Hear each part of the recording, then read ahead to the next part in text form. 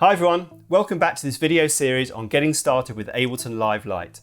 So in the last video, I showed you how to add some chords and a melody to the track. In this video, we're going to add a vocal sample, which is going to be the final layer.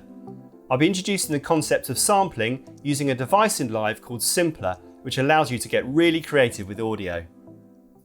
So a simple definition of sampling is where we can take an audio recording and we can manipulate it and play it on the keyboard up and down so it changes pitch. And in Live Lite we have a device called Simpler which we can use for this purpose. There are also lots of presets that come with Simpler with loads of great sounds, bass sounds and effects, all made up of samples. So I thoroughly recommend you go and check those out. Now first of all, where can we get some vocal samples? Well, I found this great web page here. It's actually on the Music Radar website and it's 1,338 free female vocal samples. So if we just scroll down, you can see some examples and then there's the link there. So download those. And I'm just going to show the desktop now. There we go. And this will be the folder that you get. And you can see it's divided up into different genres. Rock and trance and house and disco. But this is where we can use Live's Places feature. We can drag any folder of audio samples into the Places area so it's then accessible in our track and in any future projects we work on as well. So what I'm going to do is I'm just going to drag this over to this area here. Click on OK and you can see the folder has appeared and then you can also see all the different categories. Great, so let's just make this full screen again. I'm going to create another MIDI track. There we go. We can actually delete that audio track. We don't need that anymore. And let's just have a little listen through to some of these samples.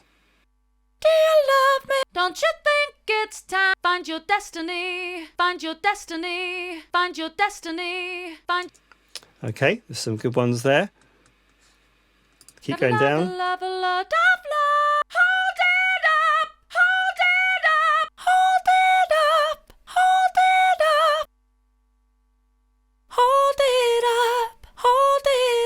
Oh, I really like that one there. That's really nice.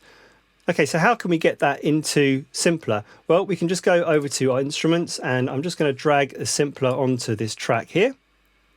There we go. It's loaded it up and you can see there it says drop sample here.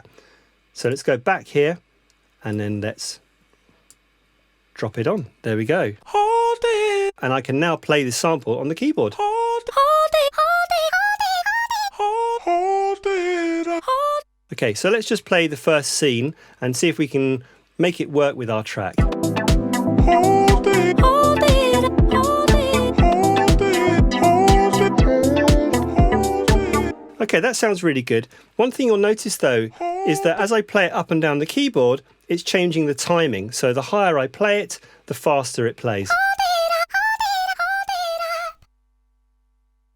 So in order to fix this, we can use warping again. So you just click on this warp button here and just like that mini log part that I put down in the previous video, we can select complex because it's not a beat. We want to use a warp algorithm that works for this kind of sample. We can also change the start point of this sample as well. So there's a bit of a breath there.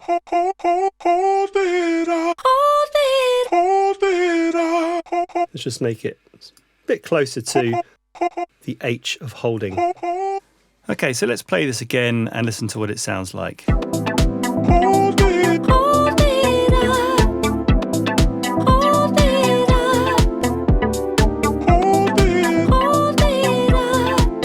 Great, that's sounding really good. So I'm just going to bring down the level slightly and also that synth part as well. So let's just try recording in a few variations of this part.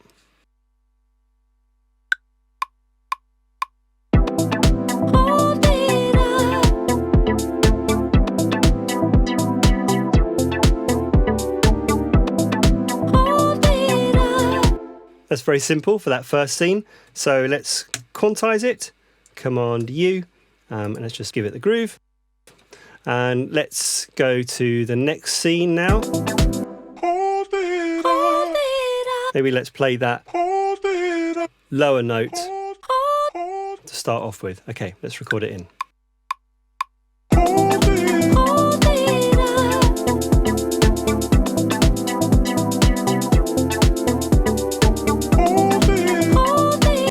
Okay, quantize it again and give it the groove.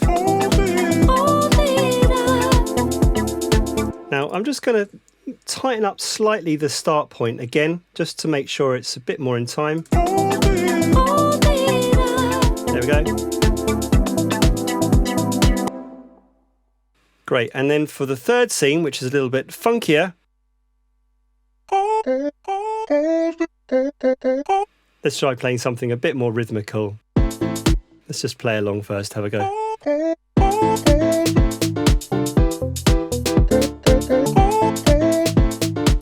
Okay, let's record that in.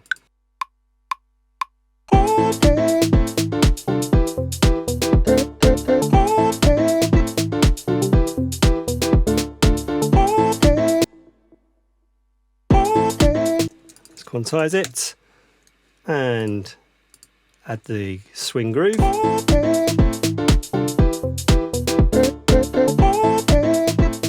So this note here is just slightly too long. So what we can do is let's just zoom in so we can see it.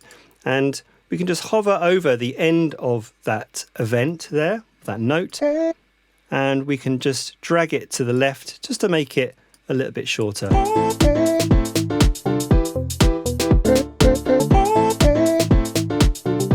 Great, so we've got 3 vocal riffs there over our 3 different scenes. Okay, great. So that's all the main elements of the track added. In the next video, I'm going to show you how to add some audio effects and then arrange these parts into a final track that we can export as an audio file and share.